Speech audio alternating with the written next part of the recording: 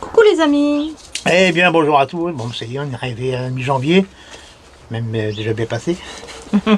Donc voilà, donc on va commencer. J'ai pas semé le 15 parce que le 15 on avait dégelé. Hein, quand il gèle, j'ai dit pas de semis quand il gèle. Hein. Bon, là ça y est, là, les températures commencent à remonter. On a 5 degrés minimum. On est bon. On peut y aller. 5 degrés minimum, mais si on manque du semis, peut-être que dans 15 jours j'aurai -2, -3. Donc protection, protection, protection. Protection, protection, protection. Voilà. Pourquoi semer si tôt? Bah déjà pour avoir du pain de bonheur. Et on peut me dire aussi, ouais, mais si je sème en février, je vais rattraper. Pas forcément. Pas forcément, parce que là, c'est des variétés vraiment adaptées à être semées à partir de janvier. Hein. Et sûr, si je prends des variétés à semer très tard au printemps, si je les sème en janvier, ça va végéter. Mais là, ceux-là, ils sont habitués, enfin, ils sont faits pour semer maintenant. Elles sont faites pour être semées maintenant. Voilà. Donc bien sûr, comme je disais, on ne sème pas n'importe quoi, n'importe où, n'importe comment. Donc si on sème maintenant, c'est parce qu'on a une serre, ou un châssis, ou des protections, ou alors une armoire à semis comme là. Voilà, on ne va pas semer ça en pleine terre directement dehors. C'est vous à l'échec. C'est sûr et certain. Voilà, je suis même prêt à parier une quinzaine, comme on dit par chez nous. Voilà. Alors, donc qu'est-ce que je vais semer? Encore la salade. Ouais, voilà. Donc la verpio que j'ai semée à la dernière vidéo, c'était pour surtout pour faire des graines. Là, c'est surtout pour les consommer. Donc celle-ci, elle partira au jardin sous les protections qu'il faut au mois de mars, en repiquage. Hein. Donc je la sème maintenant pour avoir du beau plan à manger très tôt au printemps. Voilà. Donc là, je prends la lilloise, parce que la lilloise, elle se sème de janvier à avril. Après, on peut la ressemer en fin de saison, d'octobre à novembre. Tu fais voir, s'il te plaît. La lilloise, une très belle salade. Ouais, j'ai bouqué, parce que c'est des variétés de schnorr. Bon, je pense qu'on doit la trouver ailleurs, mais voilà. Oui, bien sûr. Et aussi, ce que je vais semer maintenant, c'est du poireau le. Alors là, je prends le poireau le blond, parce que le poireau le blond il est bien adapté pour faire des poireaux chauds, comme du poireau d'hiver. Poireau chaud ou poireau froid. Les deux. Ça veut pas dire que quand vous allez récolter tout en saison, il va être chaud. Hein. Vous allez faire cuire quand même. N'importe quoi. Non, ça veut dire que c'est un poireau actif qu'on peut le semer pour l'été. Enfin, l'été, oui, on a en août. Jusqu'à l'année prochaine, c'est-à-dire l'année prochaine en avril, avant qu'il monte en graines. Le poireau Malabar aussi, vous pouvez semer. Le gros jaune du Poitou aussi. Et je crois qu'il y a le ténor aussi. Le ténor, ça doit être un poireau chaud aussi. Après, vous voyez, hein, vous regardez la date sur le sachet. Oui, voilà. Si ça commence à février, vous pouvez le semer en janvier, c'est bon, sous abri. Voilà. Alors, ou vous semez en pot, en pleine terre, il faut que la terre soit un peu réchauffée. Donc, comme j'avais dit dans une précédente vidéo, vous montez votre tunnel une dizaine de jours avant. Vous mettez un voile double sur le sol, sous le tunnel, ou une bâche noire. Ou une bâche noire, oui. Voilà. Donc, ça va chauffer le sol, et puis vous aurez une température assez élevée pour... sauf si chez vous, il fait -10. Là, c'est foutu. Bien sûr. Voilà. Il faut rester raisonnable. Tout ce qui est climat océanique, souvent vous pouvez y aller. On peut pas avoir des avantages en bord de mer. Hein. Ah bah oui. Hein. Les tempêtes, aussi moins de froid. Voilà. Donc pour les salades, semis en salade, les premiers semis en janvier, là, et je conseille toujours, c'est les contenants en polystyrène, parce que ça c'est un bon isolant. Déjà. Les plaques à voler, je les conseille un peu plus tard quand même.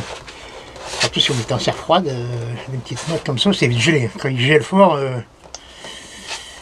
voilà, faut faire ça, puis il faut les mettre dedans. Ouais, parce que le polystyrène, voilà, le polystyrène, c'est... Des 41 dedans, puis vous mettez ça là-dedans. Ouais. Et moi là-dessus, j'ai rajouté une plaque de polycarbonate. Hein. Et ça peut être un morceau de tôle, un morceau de carreau, ce que vous avez. Hein. Ce que vous avez, bien voilà, sûr. ça fait une mini-serre. Voilà. Ça donc pour les salades. Ça c'est pour les salades.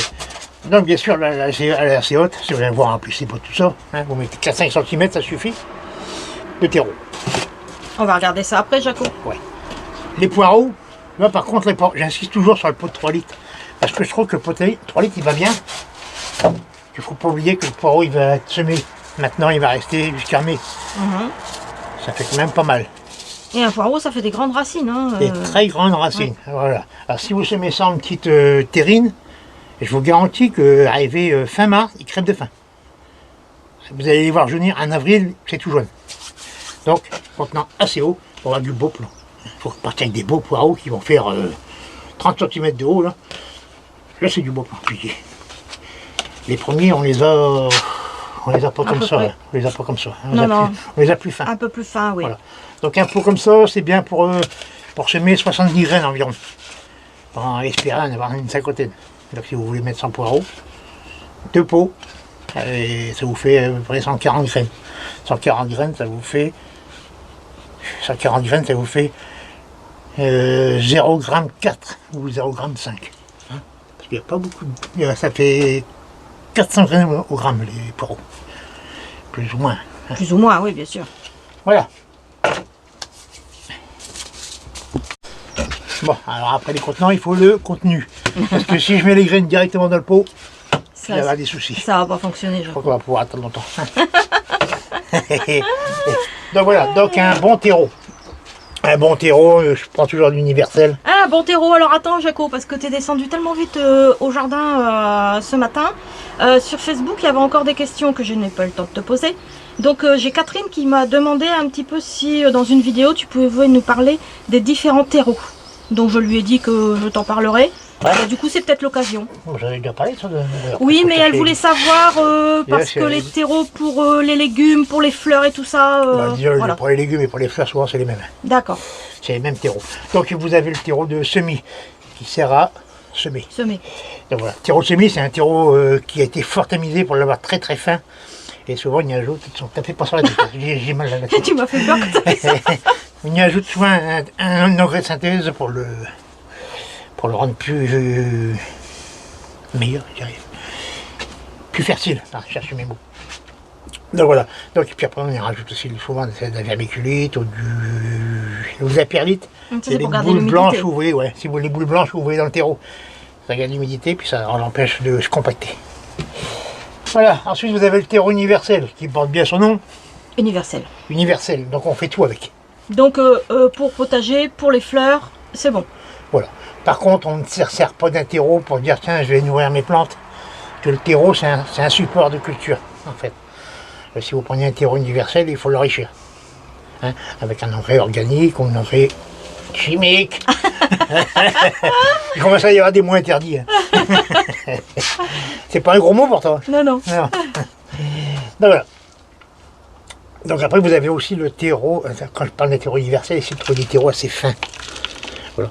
C'est un peu plus cher souvent, mais quand vous trouvez des sacs pas très chers, souvent il y a plein de morceaux de bois dedans, sauf le verre qui était il était vraiment bien celui-là. Mais souvent, vous avez plein de morceaux de bois dedans. Quand vous le tamisez, vous avez vidé la moitié du sac. Ouais, donc c'est pas la peine. Donc faites le calcul, hein, le calcul est vite fait. Voilà, donc on a un bon terreau universel, très fin comme ça. Voilà. À savoir que même un terreau universel très fin comme ça, ça reste quand même un truc qui est assez pauvre. Hein. Donc quand vous plantez des plantes dans des pots, eh ben c'est pour un temps limité. C'est-à-dire que quand la racine aura fait le tour du terreau, il sera temps de rempoter. Plus vous allez le laisser traîner dedans, et plus la plante elle va souffrir, elle va mourir de faim, elle va s'affaiblir, et là elle va être fragile. D'accord. Voilà. Et ensuite vous avez les terreaux horticoles. Ce qu'il y a de bien dans le terreau horticole, c'est qu'il y a un terreau qui a été enrichi, souvent avec du fumier, ou des engrais... Des algues, des choses comme ça aussi. Chimiques. Voilà, mais c'est un terreau qui a été enrichi. D'accord. Voilà, donc souvent ça, on s'en sert pour la culture en gros pots, tout ça. À savoir quand même qu'en cours de culture, il faut y apporter de la fertilisation, c'est-à-dire un peu d'engrais chimiques. Je vais me faire taper en français. J'insiste. Ou de l'engrais organique, ou voilà, des granulés de fumier, voilà. Ouais, Voilà. bien Et sûr. puis après, il y a les purins de consou, tout ça, c'est bon aussi. D'accord. Voilà. pour les précédents, pour les différents, Différents terreaux. Après, il y en a plein d'autres. Il y a le terreau bio, le terreau non bio, il y a les terres végétales, il y a tout ça. Alors Voilà. ensuite, j'ai eu une question de Sylvie. J'ai discuté un petit peu avec elle parce que je voulais un peu d'infos. Sylvie qui me demandait où est-ce qu'on pouvait acheter du terreau de réempotage. Alors attends, j'explique un peu parce que en fait, elle du terreau de réempotage. Rempotage. Non, du terreau de réempotage. Ouais. Alors, Sylvie est allée en jardinerie. Elle n'a pas trouvé. Elle a fait 2-3 jardineries, elle n'a pas trouvé. À la troisième, elle a dit je vais demander. Donc elle a demandé et on lui a répondu que du terreau de réempotage, ça n'existait pas. Il existe, le terme c'est terreau de rempotage, c'est-à-dire que c'est un semis qu'on va rempoter. Voilà, ça existe aussi pour les plantes vertes, tout ça, c'est du terreau de rempotage. Voilà, rempotage, c'est-à-dire qu'on passe d'un pot d'une certaine taille à la taille au-dessus, on réempote. Voilà. Je prends mon semis, je le mets dans le pot, je le rempote. Hein, je passe de ce pot-là à ce pot-là, je réempote. Voilà. D'accord. C'est simple, donc le terreau de réempotage, c'est le même que le rempotage ou le terreau universel. C'est exactement la même chose. Donc elle a voulu te poser la question, Jaco, pour te demander à toi si tu savais où en trouver. Donc Oui. moi je lui ai répondu, bah écoute, on va poser la question Oui, à dans Jaco. toutes les jardineries, vous prenez du terreau de rempotage ou du terreau universel. Du terreau universel. Terreau horticole si vous passez à des gros pots. Donc du terreau de réempotage, ça n'existe pas. On est C'est le d'accord. terme réempoté. C'est le terme réempoté. Voilà. D'accord. Réempotage, Bon, réempoté. Passer d'un pot à un autre. On réempote. ça marche. Voilà, c'est tout. Bah écoute, oui, Bon. parce qu'après, je me suis déconnectée, Jaco. Je suis venue voir ce que tu faisais. Non, après voilà, faut... Après, chaque région a ses termes de travail, mais dans le milieu où je travaille, réempoter, ça veut dire que je passe d'un point à un autre. Bah Ça voilà. veut pas dire que j'ai un terreau pour réempoter. C'est toujours le même terreau qu'on a. Hein. Au bout, j'ai toujours le même terreau. Terreau universel. On prend aussi du terreau de semis pour le début de saison, parce que le terreau universel, nous on stocke dehors le terreau. Il est stocké dehors. Donc quand il gèle, le terreau il gèle. Bien sûr. Quand c'est le moment des semis, souvent il gèle. C'est pas bon. Donc on a des terreaux de semis en sac. Hein. Et là, lui, il est à température ambiante. Voilà. Mais sinon, quand on fait des semis aussi l'été, hein, on sème le chou d'ornement, tout ça, là je prends directement le terreau de universel, puis je sème dedans, puis ça marche. Voilà. Donc voilà. Donc pot de 3 litres pour du semis de poireau. Voilà. Alors, bien sûr, si je prends un pot de 3 litres, c'est pas pour en mettre 1,5 litre. Non, on va le remplir C'est jusqu'en pour haut. en mettre Enfin, 3 litres. presque Voilà. jusqu'en haut. Oui. Voilà. On tapote pour chasser On l'air. chasse l'air. Alors, sinon on tasse un peu. Et on tapote après pour les compacter. Voilà. Là, Ah, je bien. mets pratiquement à rond. Hein. Oui, Mais quand je vais arroser, il va... ça va se tasser un peu. Non, ça va se tasser un peu. J'ai un semoir. Il est où un semoir? Ah, il y a. Il voulait se cacher, il voulait pas travailler. Pour mes graines de poireaux, souvent j'utilise ça, c'est pas mal. Un petit semoir fait tout classique. Oui. Hein, ça coûte 3 francs 6 sous. Et puis voilà. Donc voilà, terreau. Pour un pot comme ça, j'avais dit 70 graines environ. Hein. À peu près, oui, bien sûr. Environ. On va pas non on n'est plus. pas à 300 graines près. Hein. Non. Bien sûr, Jaco. 300 graines. Ouais, Par c'est contre, ça. ça fera 350 poirs. Oui, bien sûr. Je les ai. 1 gramme. Ah, tout Ah, juste. ah ouais. 1 gramme, 400 graines. Ouais, à peu près. Voilà, donc voilà, ça c'est les graines d'agacées, hein, les oignons sont pareils. Oui, les oignons, les. Ah, comment c'est. La ciboulette, La ciboulette et tout ça, ouais. C'est. voilà, c'est à peu près pareil. Ouais. Voilà, je mets ça là-dedans. Petit couvercle, on va peut-être pas faire tout le truc comme ça en vidéo. Non, Ouais, juste c'est- le c'est- début, Jaco, et puis. Voilà. Puis hop, on commence à faire tomber les graines dans le goulot, on les voit. Hein, Ouais. comme ça, ils vont bien passer. Ouais, nickel. Et on regarde ça, je ne regarde pas le terreau. Le terreau, je regarde mes graines glisser. Tu regardes les graines tomber. D'accord. Comme ça, ben hop, je sais qu'il y en a à peu près partout. Ok. Là, j'ai fait ça comme ça. Voilà, donc une fois que j'ai fait dans ce sens-là, Ouais. je tourne mon pot et je refais dans l'autre sens. Ah, Ça, ok. ça fait que j'ai croisé le semis. D'accord. On fait ça aussi en peinture. Quand on fait un plafond, on croise les couches. Là, on est au jardin, Jaco. Ouais, voilà. Et j'ai remis un petit peu, et il faut que je mette à peu près tout ce que j'avais dans ce mois. Oui, oui. En faisant ça, déjà, je l'ai mis partout sur le pot. D'accord. Voilà. Nickel. Voilà, une petite couche comme ça, puis après, bah, c'est tout simple. Hein. On remet un petit peu de terreau par-dessus. Léger, hein. Oui. C'est juste pour couvrir un peu la graine. Voilà. Voilà. Impeccable. Et puis si on peut, On tasse un petit peu avec le... Oui, voilà. un peu de dameuse comme ça.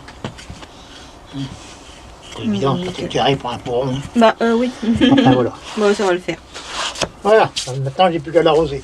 Et puis le mettre en serre froide, pas au chaud, parce que au chaud ça va vite lever, mais ça va filer, ça va vous faire des trucs tout fins. Ah, déjà, ben, si jamais ça vous arrive, que vous êtes têtu, vous le faites quand même, que ça file, ben n'hésitez pas, coupez. Ouais. Puis, vous coupez les verres au ciseau. Voilà, vous leur laissez 5-10 cm, puis vous les mettez au froid, pour qu'ils s'endurcissent.